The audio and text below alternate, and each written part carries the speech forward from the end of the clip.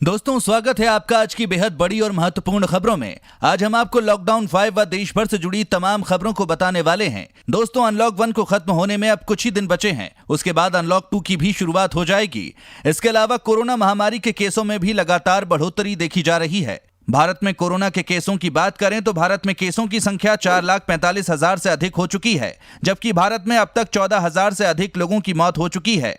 चलिए इसी के साथ बढ़ते हैं आज की हेडलाइंस की तरफ, जहां आगे आप देखेंगे चीन ने सीमा विवाद पर जापान को उकसाकर अमेरिका को ललकारा। चीन कर रहा है ये हरकत, आगे जानेंगे इस पूरी खबर को।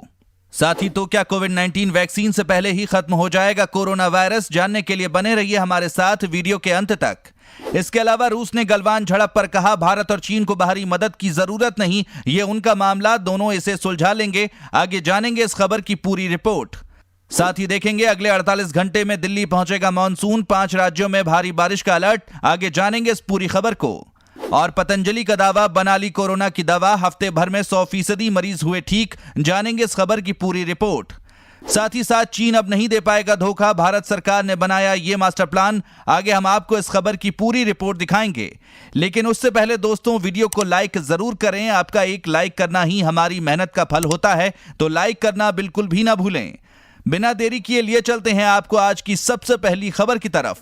पहली बड़ी खबर निकल कर आ रही है, चीन ने सीमा विवाद पर जापान को उकसाकर अमेरिका को ललकारा। चीन और जापान के बीच शुरू हुआ सीमा विवाद एशिया में एक नए राजनीतिक संकट को जन्म दे सकता है। दोनों देशों के बीच ये विवाद पूर्वी चीन सागर के सेनकाकुश द्वीपों की श्रृंखला पर पनप रहा है। भारत के साथ पूर्वी लद्दाख के गलवान घाटी में दोनों पक्षों की ओर से खूनी संघर्ष के बाद चीन ने जापान की ओर रुख किया है। चीन अपने सीमा विवाद को ऐसे समय हवा दे रहा है जब पूरी दुनिया कोरोना महामारी के खिलाफ महाजंग लड़ रही है। ये चीन की किसी सोची समझी रणनीति का हिस्सा है। इसमें कोई शक नहीं है कि अगर चीन और जापान के बीच ये तनाव टकराव की ओर बढ़ा तो अमेरिका को इसमें कूदना ही होगा। अगर ऐसा हुआ तो ये एक महायुद्ध का उद्घोष होगा। चीन ने जापान के इस द्वीप पर हलचल उत्पन्न करके न केवल जापान को उकसाया है, बल्कि उसने एक तरह से अमेरिका को भी आमंत्रित किया है। दरअसल जापान और अमेरिका के बीच एक रक्षा संधि है। इस संधि के तहत यदि जापान पर कोई विदेशी शक्ति हमला करती है तो वॉशिंगटन टोक्यो की रक्षा करेगा। इस संधि के तहत अमेरिका जापान की रक्षा के लिए बाध्य है। यदि दोनों देशों के बीच तनाव बढ़ता है और सैन्य टकराव की नौबत उत्पन्न होती है तो जाहिर है कि अमेरिका को आगे आना होगा। ऐसा नहीं कि चीन इस संधि से वाकिफ नहीं है, उसने जानबूझकर नए सिरे से इस द्वीप पर विवाद उत्पन्न करके अप्रत्यक्ष रूप से अमेरिका को ललकारा है। पतंजलि का दावा, बना ली कोरोना की दवा, हफ्ते भर में 100% मरीज हुए ठीक। दोस्तों आपको बता दें कि पतंजलि के बाबा रामदेव ने कोरोना पर दवा बनाने का दावा किया है। मंगलवार को बाबा रामदेव ने हरिद्वार में कोरोनिल दवा की लॉन्चिंग की। इस मौके पर बाबा रामदेव ने कहा कि दवा पर हमने 2 ट्रायल किया था, पहला क्लिनिकल कंट्रोल स्टडी, दूसरा clinical control trial. Baba Ramdev ने कहा कि दिल्ली से लेकर कई शहरों में हमने क्लिनिकल कंट्रोल स्टडी किया। इसके तहत हमने 280 रोगियों को सम्मिलित किया। क्लिनिकल स्टडी के रिजल्ट में 100% मरीजों की रिकवरी हुई और एक भी मौत नहीं हुई। कोरोना के सभी चरण को हम रोक पाए। दूसरे चरण में क्लिनिकल कंट्रोल ट्रायल किया गया। बाबा रामदेव ने दावा किया कि 100 लोगों पर क्लिनिकल कंट्रोल ट्रायल की स्टडी की गई। 3 दिन के अंदर 69% रोगी रिकवर हो गए, यानी पॉजिटिव से नेगेटिव हो गए। ये इतिहास की सबसे बड़ी घटना है। 7 दिन के अंदर 100% रोगी रिकवर हो गए। हमारी दवाई का 100% रिकवरी रेट और 0% डेथ रेट है। बाबा रामदेव ने कहा कि इस दवाई को बनाने में सिर्फ देसी सामान का इस्तेमाल किया गया है, जिसमें मुलेठी काढ़ा समेत कई चीजों को डाला गया है। साथ ही गिलोय, अश्वगंधा, तुलसी, शसारी का इस्तेमाल भी किया गया। आयुर्वेद से बनी यह दवाई अगले 7 दिनों में पतंजलि के स्टोर पर मिलेगी। इसके अलावा सोमवार को एक ऐप लॉन्च किया जाएगा। रूस ने गलवान झड़प पर कहा भारत और चीन को बाहरी मदद की जरूरत नहीं, ये उनका मामला, दोनों इसे सुलझा लेंगे। रूस, भारत और चीन के विदेश मंत्रियों ने मंगलवार को वर्चुअल मीटिंग की। इसमें भारत के विदेश मंत्री जयशंकर ने कहा कि अंतर्राष्ट्रीय नियमों के पालन का मामला हो या फिर सहयोगियों के हितों का ध्यान रखने की बात, दुनिया की अगुवाई करने वाले देशों को हर तरह की मिसाल पेश करने वाला होना चाहिए। मीटिंग जर्मनी के नाजियों पर रूस की जीत के 75 साल पूरे होने पर की गई। इसकी अध्यक्षता लेवरोव ने की। बैठक में रूस के विदेश मंत्री सरगेई लावरोव ने गलवान झड़प पर किसी भी मध्यस्थता की बात को नकार दिया। उन्होंने कहा कि भारत और चीन को किसी बाहरी मदद की जरूरत नहीं है। जब देश का मामला हो तो उन्हें कोई मदद नहीं चाहिए। हाल ही की घटनाओं के बारे में ये कहना चाहता हूं कि भारत और चीन इसे खुद सुलझा लेंगे। उन्होंने संयुक्त राष्ट्र सुरक्षा परिषद में भी भारत की दावेदारी का समर्थन किया। लावरोव ने कहा कि भारत सुरक्षा परिषद का स्थायी सदस्य बन सकता है। वो मजबूत कैंडिडेट है और हम उसे अपना समर्थन देते हैं। गलवान झड़प के बाद पहली बार भारत और चीन के विदेश मंत्री आमने सामने थे। जयशंकर ने चीनी विदेश मंत्री वांग यी की मौजूदगी में मौजूदा हालात पर अपना रुख साफ किया। जयशंकर ने कहा कि दुनिया की अगुवाई करने वाले देशों को हर मायने में मिसाल पेश करने वाला होना चाहिए। ऐसे देशों को मिलकर काम करना चाहिए ताकि इसका फायदा सभी को मिले और दुनिया को बेहतर बनाया जा सके। ये मौजूदा वक्त की सबसे बड़ी चुनौती है। चीन अब नहीं दे पाएगा धोखा, भारत सरकार ने सामान के निर्माता देश का नाम लिखना किया जरूरी। केंद्रीय खाद्य व उपभोक्ता मामलों के मंत्री रामविलास पासवान ने बताया कि अब कुछ वस्तुओं को बनाने वाले देशों का नाम लिखना आवश्यक कर दिया गया है। उन्होंने ट्वीट कर बताया कि विक्रेताओं को सरकारी ई मार्केट प्लेस पर बिक्री के लिए उपलब्ध कराए गए अपने सभी सामान के निर्माता देश का नाम लिखना जरूरी होगा। माना जा रहा है कि ऐसे में लोगों को चीन के सामान की पहचान करने के बाद खरीदने या नहीं खरीदने के विकल्प को चुनने की आसानी होगी। पासवान पहले ही लोगों से चीन के उत्पादों का बहिष्कार करने की अपील कर चुके हैं। उन्होंने अपने मंत्रालय के अधिकारियों को निर्देश दिया था कि वे कार्यालय में दैनिक इस्तेमाल के लिए चीन में बना कोई भी उत्पाद नहीं खरीदें। भारत और चीन के बीच लद्दाख सीमा पर तनाव बढ़ने के बीच पासवान ने कहा कि पड़ोसी देश जिस तरह का व्यवहार कर रहा है उसके बाद सभी चीनी उत्पादों का बहिष्कार कर ही देना चाहिए। पासवान ने कहा था कि केंद्र सरकार चीन से आयात किए गए उत्पादों पर भारतीय मानक ब्यूरो के गुणवत्ता नियमों को कड़ाई से लागू करेगी। उन्होंने चीन से दिए और फर्नीचर जैसे स्तरहीन उत्पादों के अवैध आयात पर चिंता जताई थी। उन्होंने कहा था कि BIS की ओर से निर्धारित गुणवत्ता नियमों को सरकार सख्ती से लागू करेगी। चीन को लेकर बार बार राहुल गांधी की हरकत कुछ बड़ा इशारा कर रही है, जानिए यहाँ। पिछले कुछ दिनों से पूर्व कांग्रेस अध्यक्ष और गांधी परिवार के युवराज राहुल गांधी की ओर से किए गए ट्वीट पर नजर डालेंगे तो मन में ये सवाल जरूर उठेगा कि राहुल भारत के साथ खड़े हैं या फिर चीन के साथ। ऐसा हम यूं ही नहीं कह रहे हैं, उनकी हरकतें ही ये साबित करने का काम कर रही हैं। एक बार फिर राहुल ने ट्वीट कर कहा कि चीनी आक्रमण के खिलाफ हम एकजुट खड़े हैं। क्या भारतीय जमीन पर चीन ने कब्जा किया है? इसी के साथ राहुल ने एक तस्वीर साझा की है जो कि गलवान घाटी पेंगोंग लेक की लग रही है। इस फोटो पर क्रेडिट राजीव गांधी को दिया गया है, यानी इस तस्वीर को पूर्व प्रधानमंत्री राजीव गांधी ने खींचा है। देश की सेना और पीएम मोदी ने पहले ही साफ कर दिया है कि भारत की सीमा में न कोई घुसा है और न ही किसी ने उनकी पोस्ट पर कब्जा किया है। लेकिन राहुल गांधी को यकीन नहीं है, वो बार बार सवाल कर रहे हैं। शायद उन्हें अपने देश से ज्यादा चीन पर भरोसा है। साथ ही धूमधाम से निकाली जा रही रथ यात्रा, पुरी के राजा ने सोने के झाड़ू से की सफाई। दोस्तों, हर साल की तरह इस बार भी भगवान जगन्नाथ की ऐतिहासिक रथ यात्रा निकाली जा रही है, लेकिन कड़ी शर्तों के साथ। जगन्नाथ मंदिर में रथ यात्रा के दौरान पुरी के राजा गजपति महाराज ने सोने के झाड़ू से सफाई करके छेरा पहरा की रस्म अदा की। सुप्रीम कोर्ट ने कल कुछ प्रतिबंधों के साथ कोरोना वायरस महामारी के बीच वार्षिक रथ यात्रा को आयोजित करने की अनुमति दी है। सुप्रीम कोर्ट के आदेश के मुताबिक 500 से अधिक लोगों को रथ खींचने की अनुमति नहीं दी जाएगी। रथ यात्रा के दौरान पूरी शहर में सोमवार की रात 8 बजे से कर्फ्यू लागू रहेगा। इस दौरान लोग अपने घरों में ही रहेंगे। वहीं दूसरी ओर लगभग 200 वर्षों में पहली बार कानपुर में भगवान जगन्नाथ की यात्रा कोरोना संकट काल के कारण नहीं निकाली गई।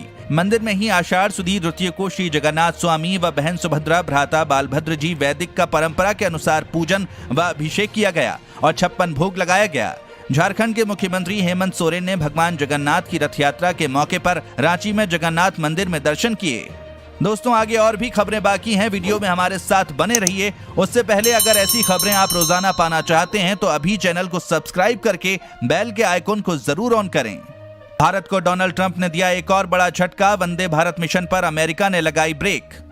दोस्तों, आपको बता दें, अमेरिकी राष्ट्रपति डोनाल्ड ट्रंप ने भारतीय IT पेशेवरों के बीच लोकप्रिय H-1B वीजा के साथ ही अन्य विदेश कार्य वीजा जारी करने पर इस साल के अंत तक रोक लगाने की आधिकारिक घोषणा कर दी है। ट्रंप की इस घोषणा से भारत को बड़ा झटका लगा है। H-1B वीजा में झटका देने के बाद अमेरिका ने भारत के बड़े मिशन को भी अपने यहाँ बैन लगाने की घोषणा कर दी है। इससे भारत समेत दुनिया के IT प्रोफेशनल को बड़ा झटका लगा है। ये निलंबन साल के आखिर तक वैध रहेगा। ट्रंप प्रशासन के अधिकारियों के मुताबिक ये फैसला अमेरिकी श्रमिकों के हित के लिए लिया गया है। डोनाल्ड ट्रंप ने सोमवार को कहा कि ये कदम उन अमेरिकियों की मदद करने के लिए आवश्यक था जिन्होंने मौजूदा आर्थिक संकट के कारण अपनी नौकरी खो दी है। नवंबर में होने जा रहे राष्ट्रपति चुनाव से पहले ये ऐलान करते हुए ट्रंप ने विभिन्न व्यापारिक संगठनों, कानूनविदों और मानवाधिकार निकायों द्वारा आदेश के बढ़ते विरोध की अनदेखी की है। ये निलंबन 24 जून से लागू होगा। इससे बड़ी संख्या में भारतीय IT पेशेवरों के प्रभावित होने की संभावना है। अब उन्हें स्टैंपिंग से पहले कम से कम साल के अंत तक इंतजार करना होगा। ये बड़ी संख्या में भारतीय IT पेशेवरों को भी प्रभावित करेगा जो अपने H-1B वीजा को रिन्यू कराना चाहते थे। डोनाल्ड ट्रंप के इस फैसले से दुनिया भर से अमेरिका में नौकरी करने का सपना देखने वाले 2.4 लाख लोगों को धक्का लग सकता है। बता दें कि अमेरिका में काम करने वाली कंपनियों को विदेशी कामगारों को मिलने वाले वीजा को H-1B वीजा कहते हैं। इस वीजा को एक तय अवधि के लिए जारी किया जाता है। अगले 48 घंटे में दिल्ली पहुंचेगा मानसून, 5 राज्यों में भारी बारिश का अलर्ट। मानसून अपनी रफ्तार से उत्तर भारत में आगे बढ़ रहा है। दिल्ली समेत उत्तर भारत में इसके समय से पहले पहुंचने की पूरी संभावना है। पंजाब से लेकर पूर्वोत्तर बंगाल की खाड़ी तक बने कम दबाव के क्षेत्र के कारण दिल्ली सहित उत्तर भारत के कई हिस्सों में सोमवार को हल्की से मध्यम दर्जे की बारिश दर्ज की गई और अगले कुछ दिनों में बारिश में वृद्धि होने की उम्मीद है। इस बारिश ने मानसून के जल्द पहुंचने के संकेत दे दिए हैं। मौसम विभाग के मुताबिक दक्षिण पश्चिम मानसून के 24 से 25 जून तक यहां पहुंचने की संभावना है। मौसम विभाग के अधिकारियों ने बताया कि यह बारिश उत्तर पंजाब से लेकर पूर्वोत्तर बंगाल की खाड़ी तक बने कम दबाव का नतीजा है।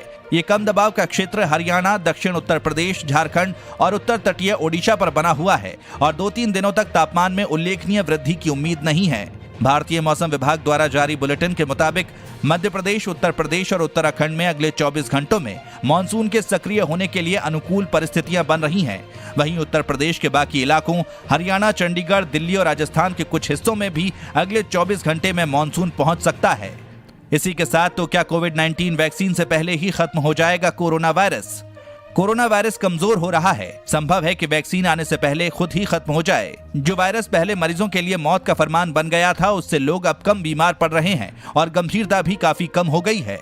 डेली मेल के अनुसार कोविड-19 शुरुआत में आक्रामक बाघ की तरह था, अब वो जंगली बिल्ली बन गया है। वो जल्दी ही अपनी मौत खुद ही मर जाएगा। ये दावा है इटली के शीर्ष वायरोलॉजिस्ट प्रोफेसर माटेओ बासेती का। हालांकि दुनिया भर के कई विशेषज्ञों को उनके दावे में दम नहीं दिखता है। सैन मार्टिनो हॉस्पिटल के संक्रमण रोग विभाग के प्रमुख प्रोफेसर माटेओ पूरे विश्वास से कहते हैं कि मार्च और अप्रैल में मरीज गंभीर स्थिति में अस्पताल आ रहे थे। उन्हें तुरंत ऑक्सीजन सपोर्ट की जरूरत थी या फिर वेंटिलेटर की। अब ऐसा नहीं है। 80-90 वर्ष की उम्र के बुजुर्ग भी अब बिना किसी सपोर्ट के आसानी से सांस लेते हैं और जल्द ही सही हो जाते हैं, जबकि सामान्य रोगियों के स्वस्थ होने की रफ्तार काफी बढ़ गई है। प्रोफेसर माटेओ ने कहा कि जिस प्रकार मरीजों में वायरल लोड कम मिल रहा है और लोग कम गंभीर रूप से बीमार पड़ रहे हैं, उससे स्पष्ट संकेत मिल रहे हैं कि वैक्सीन के बिना भी हम ये जंग जीत जाएंगे और कोरोना खुद ब खुद खत्म हो जाएगा। चीनी घुसपैठ पर सच्चाई से मुंह मोड़ रही मोदी सरकार, खतरे में देश की सुरक्षा और अखंडता, सोनिया गांधी। कांग्रेस वर्किंग कमेटी की बैठक में पार्टी अध्यक्ष सोनिया गांधी ने चीनी अतिक्रमण का दावा दोहराते हुए आरोप लगाया है कि केंद्र सरकार के कुप्रबंधन और गलत नीतियों के कारण देश की सुरक्षा और भूभागीय अखंडता खतरे में आ गई है। सोनिया गांधी ने कहा है कि अप्रैल से अब तक चीन ने लद्दाख में गलवान घाटी और पेंगोंग झील के भारतीय इलाकों में घुसपैठ की है, लेकिन सरकार सच्चाई से मुंह मोड़ रही है। लद्दाख में चीनी घुसपैठ नकारने वाले प्रधानमंत्री नरेंद्र मोदी के बयान को लेकर सोनिया गांधी ने कहा कि इस बयान ने पूरे देश को झकझोर कर रख दिया है। सोनिया गांधी ने यह भी कहा कि लोगों को लगता है कि केंद्र सरकार स्थिति संभालने में गंभीर रूप से नाकाम हुई है। सोनिया गांधी ने आगे कहा कि घुसपैठ की खबरें और जानकारी 5 मई को आई। समाधान के बजाय स्थिति तेजी से बिगड़ती गई और 15-16 जून को हिंसक झड़पें हुई। 20 भारतीय सैनिक शहीद हुए, 85 घायल हुए और 10 लापता हो गए, जब तक कि उन्हें वापस नहीं किया गया। प्रधानमंत्री के बयान ने पूरे देश को झकझोर दिया जब उन्होंने कहा कि किसी ने भी लद्दाख में भारतीय क्षेत्र में घुसपैठ नहीं की। तो दोस्तों, ये थी आज की कुछ महत्वपूर्ण और ताजा खबरें। उम्मीद करते हैं इससे आपको कुछ महत्वपूर्ण जानकारी मिली होगी। बस इसके बदले में इतना ही चाहते हैं, आप इस वीडियो को अपने सभी दोस्तों, रिश्तेदारों के साथ फेसबुक, व्हाट्सएप पर शेयर जरूर करें, जिससे वो भी दिन भर की खबरों के साथ अपडेट रह सकें।